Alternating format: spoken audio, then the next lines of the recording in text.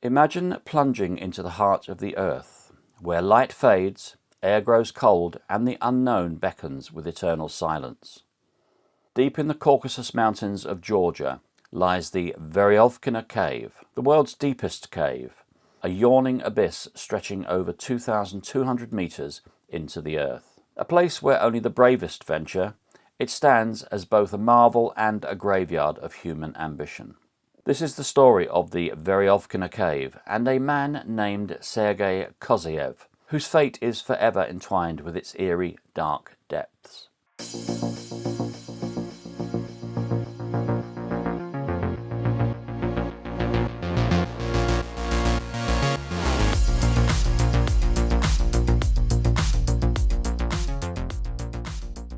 Veryovkina Cave is located in the pass between the Krepost and Zont mountains in the western Caucasus mountain range in the region of Abkhazia, a self-declared independent state that is officially considered part of Georgia.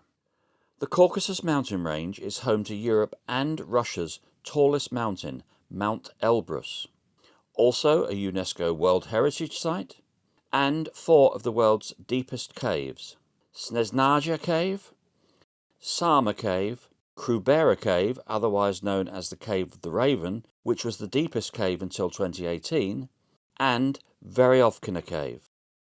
It is named after the Russian speleologist Alexander Veryovkin, who died in 1983 whilst exploring a siphon in the adjacent cave Su-Akan.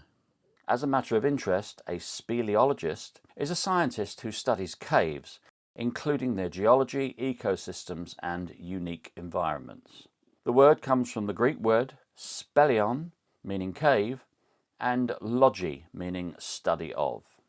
For decades, Veryovkina Cave lay relatively unexplored, as its labyrinthine passages and sheer drops defied even the most experienced cavers. But in the early 21st century, technological advances and daring expeditions allowed speleologists to push deeper into the Earth's crust than ever before. By 2018, Veryovkina's depth had been measured at a staggering 2,212 meters, giving it the new title of the deepest known cave on Earth. To venture into its depths was to step into the ultimate test of human endurance. It is a mammoth undertaking to venture into this cave and is not for beginners or the faint-hearted, as it will test the skills and endurance of the best spelunkers out there. The entrance to the cave is just over 2,000 meters above sea level and is surrounded by dense forests and picturesque limestone rock formations. It takes considerable effort just to reach this remote spot, but the cave sits there waiting patiently to swallow up those who see it as a formidable challenge. Among those drawn to this abyss was Sergey K, a 37-year-old man from Sochi in Russia. Kozyev was married with 2 children and had a thirst for adventure. He was fit and active, participating in local treks, runs and marathons. He loved to go solo trekking and mountain climbing, and yet he was plagued by existential dread, forever searching for deeper meaning in his life, and he believed that the new hobby of caving might offer the enlightenment that he sought. Sergey wasn't a professional speleologist. In fact, he'd only been caving twice, making this an ambitious and risky undertaking. But after hearing about the Pororo Speleo caving incident, where 4 cavers narrowly escaped a flood, he became fascinated with Veryovkina Cave. It was the Pororo Speleo caving team that had mapped out the cave in numerous expeditions there and established 6 camps on rocky ledges and outcrops along the descent. It's worth noting that this team were professionals, always made up of multiple members and never alone. They always had proper supplies, had the correct equipment and permissions, and always left detailed emergency contingencies. But even their expertise couldn't guarantee safety. During their last expedition, they almost perished. An English National Geographic photographer called Robbie Schoen accompanied the team to document and record the cave. It was whilst they were at Camp 6, as far as they had ever been before, they suddenly heard a dreadful noise, described as like a freight train heading their way. At first they thought they were safe to stay where they were, but it quickly turned into an emergency situation. Almost too late, they realized the torrential downpouring of water was not abating and was quickly filling up the area they were in. When the flood pulse struck, the cavers had been underground for 7 days in total, considered a long time to be in such an extreme environment. Frantically, they started back up the cave. Robbie, when describing going back through the area known as the chimney, with water pouring down onto his head, said, "It felt like my head was being squashed into my shoulders." He tucked in his chin and breathed from a pocket of air formed by the space created beneath his helmet brim. He said it was the scariest moment of his life. But thankfully, they all escaped with their lives, shaken, cold, but alive. In fact, it might not surprise you to hear that it was only a matter of moments before the Russian cavers were laughing and joking around a campfire, celebrating their survival with characteristic defiance. That brush with disaster only added to Veryovkina's legend. For some, near-death experiences warn them away. For others, they are an irresistible siren call. Fascinated by the Pororo team's harrowing near-flood incident, Sergey convinced himself that Veryovkina Cave was the crucible where he might finally discover a grand purpose, or at least test the limits of his existence. He never suspected it would lead him to a tragic and lonely end. On October the 31st, 2020, Sergey announced to his wife that he was heading into the mountains to search for the meaning of life, saying he'd return in about a week. And since he often went on multi-day treks, his wife wasn't overly concerned.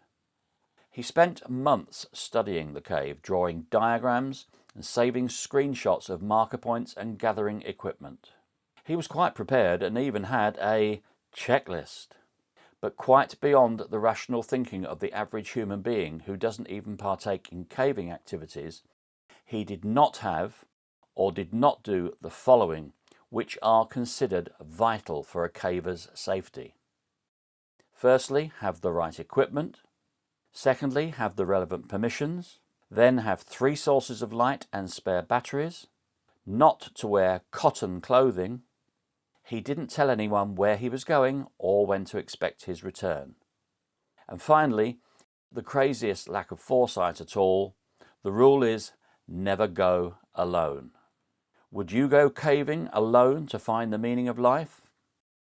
The only 2 essentials he did seem to have, to some degree, were a knowledge of his route, and for that he'd scribbled a map and had screenshots on his phone, and a helmet. To those who knew him, this act wasn't entirely surprising. Kozeyev had lived a life on the fringes, reclusive, resourceful, and deeply introspective. He was known to take on challenges that others deemed impossible, although he was described as trustworthy and dependable. But descending into Veryovkina alone was an act of unparalleled risk. The cave's steep vertical drops and narrow passageways demand teamwork, technical expertise, and constant vigilance. One slip, one wrong step, and the cave would swallow you whole. Nevertheless, on that bright November morning, he put on his cotton overalls, kissed his wife goodbye, and eagerly got into his car and drove a couple of hours to Abkhazia, Georgia. After a long and arduous trek, he eventually found the mouth of the cave, and on finding a promising outcrop of rock, he tied his anchor rope to it and gave it a decisive tug. His old harness rattled with metal carabiners and mismatched gear, and in that moment the faint morning sunlight framed him like a lone figure on the brink of oblivion. Ignoring the creeping voice of doubt, he began his descent into the waiting underworld. The first section of the cave was extremely challenging, with numerous claustrophobic horizontal crawl spaces and brutally tight spaces that twisted and turned for over 1,200 feet. Dragging supplies behind him, he steadily pushed forward for several hours until he reached Camp 1, roughly 400 meters in. The average experienced caver would take 4 to 6 hours to reach Camp 1, but as we know, Sergey was no average caver. After all, he'd got this far simply by following a rudimentary hand-drawn map. He knew he had reached Camp 1 as during his planning he had saved many screenshots of the different camps and waymarks on his phone. He was surprised to see quite a lot of supplies had been left by the Pororo team. He stopped, had some pasta and ketchup, changed into clean clothes, still cotton unfortunately, and got some much needed rest. The following morning, leaving behind a few bits of equipment he didn't need, he took on the challenge of the Barbatunda pit, a near vertical 500-foot drop. It is a pure rope drop with no footholds on ledges or near outcrops to hold on to. Just a dark, dank, cold, wide-open, never-ending chasm with limited lighting and no comforting sounds to be heard. The PS team had left ropes in place for climbers to lower themselves. Sergey had noted that it would take him around 6 hours to use the ropes to get to the camp, and thought it would take an extra 2 hours to get back up. Perhaps it is at this point that his exhilaration turned to absolute horror, as he realised he hadn't bought the clamps and stirrups he needed to climb back out again. Now, on the way down, he was strong, well-fed and full of optimism. Climbing back up, he would have less energy and more fatigue. With the hope of finding spare clamps or stirrups, he descended steadily to Camp 2. And despite there being more supplies left by the previous cavers, there was no climbing equipment to be found. We do know that he spent about 6 days there, judging by the amount of waste found in the toilet. We wonder, did he spend 6 days there trying to climb out? Did he hope someone might come along and find him? We can only speculate. But the general thoughts are that he would have attempted to climb back out with only hand ascenders. But pulling his own body weight over and over again, without the use of his legs and nowhere to rest, was an impossible task. He probably tried over and over, but with little food and the biting cold, each attempt drained his energy and spirit even further. He probably realised that rescue was not likely. No one knew where he was, and visits to the cave were rare. So he had to make a choice: stay where he was and risk starving or dying of hypothermia, or risking further descent with the hopes of finding vital supplies. The only way Sergey had any chance of getting out of there was to go downwards and to find food and equipment. He took what many would call an insane gamble.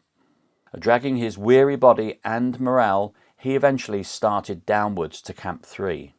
But being weak, it was an immense struggle. It was not an easy descent, but he persevered and battled through the immense pain he must have been feeling. We do know that he reached Camp 3 because there was evidence of him being there. However, he would not have found any supplies, and it didn't appear that he spent any considerable time there. Chances are he went straight for the next descent to Camp 4 out of sheer desperation. He had no other choice but to go down further as soon as possible, as the cold and the hunger were both sapping his energy. Was this a foolish decision? What would you do faced with the same dilemma? Perhaps you can let me know in the comments below. It was now a matter of life or death that he find supplies of some kind if he were to live to see the outside world once more. Despite almost certain mild hypothermia, his will to survive pushed him on, and he began the arduous task of climbing down the rope once more. But this is where things started going terribly wrong for Sergey. At this depth, the cave becomes a place where survival is measured by a breath and a heartbeat. The air is damp and cold. He was not wearing a dry suit, and his cotton clothes were constantly wet due to the splashing of the running water, which he clearly wasn't expecting. The 100% humidity meant that he couldn't get dry even when not being splashed. Temperatures would have hovered around 3 degrees C, which is 37 degrees Fahrenheit, and the isolation is oppressive. He took his first step forward. During this section of the climb, it's thought that Sergey would have begun to shiver. The biting cold was starting to penetrate his clothing and gnaw at his bones. Hypothermia was fast becoming a real risk for him, but he couldn't move quickly enough to create any heat. At 3,600 feet, he was so cold that he couldn't get his limbs to bend, and his fingers couldn't hold the rope, and he was shivering uncontrollably. He felt himself drifting off as hypothermia set in. Sergey's wife declared him missing several weeks later, and despite an extensive search, Sergey could not be found. No one had seen him or knew of his whereabouts. They didn't have any clues as to where to look, and his car could not be found. People began to suspect the worst. 9 months later, on August the 3rd, 2021, the PS team of cavers had gone to Veryovkina cave to begin their next expedition. They were surprised to find a rope outside of the cave. It was strange to them, as most cavers know that leaving ropes outside of caves was a big no-no. It's at best bad practice. Was someone still inside the cave? They found Sergey's abandoned equipment and saw that he'd used supplies and the toilet at Camp 2. It was annoying to them that someone had used their equipment and used supplies without permission, but at the same time they were growing concerned. It was puzzling that someone had been there for 6 days. What reason could anyone have for doing such a thing? Then their fears were realized. As they descended, they came across Sergey's decomposing body hanging by the rocks between Camp 3 and Camp 4. And just below him they found his bag containing his mobile phones and map. The exact circumstances of his death remain unclear. Some feel that he may have fallen, succumbing to injuries that he could not survive in such an unforgiving environment. And yet others say it was hypothermia coupled with weakness that prevented him from going any further. For Koziev, the cave had become both a refuge and a tomb, a place where he could escape the world above, but where he would ultimately meet his end. His identity was found on the mobile phone, and authorities contacted Sergey's wife to inform her of her husband's death. More harrowing, though, the story doesn't end there for Sergey. It would take a team of 100 cavers to extract his body. Just simply pulling him up and through the terrain was not a possibility, and after trying to come up with a solution, only one came to mind. So they asked Sergey's wife permission to dismember his body. And this was so that they could bring him to the surface with the safety of everyone involved in mind. It was a gruesome task indeed. He was dissected into 10 pieces, which could be packed and carried easily, and he was eventually brought to the surface just 4 days later on August the 16th. To this day, Sergey Koziev's motives remain a mystery. Why did he venture into Veryovkina alone with minimal preparation and no support?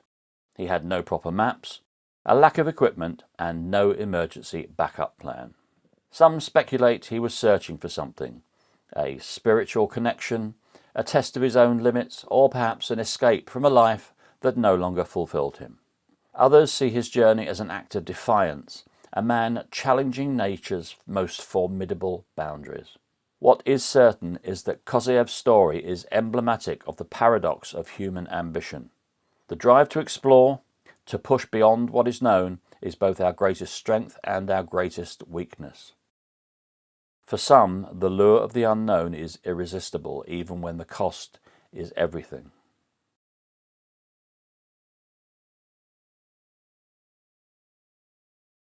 Now, although this tragedy was gruesome and the end was terrible, I hope you've enjoyed hearing the facts about it. If you have, it would be great if you could drop a like and maybe subscribe to the channel, as it really does help us out.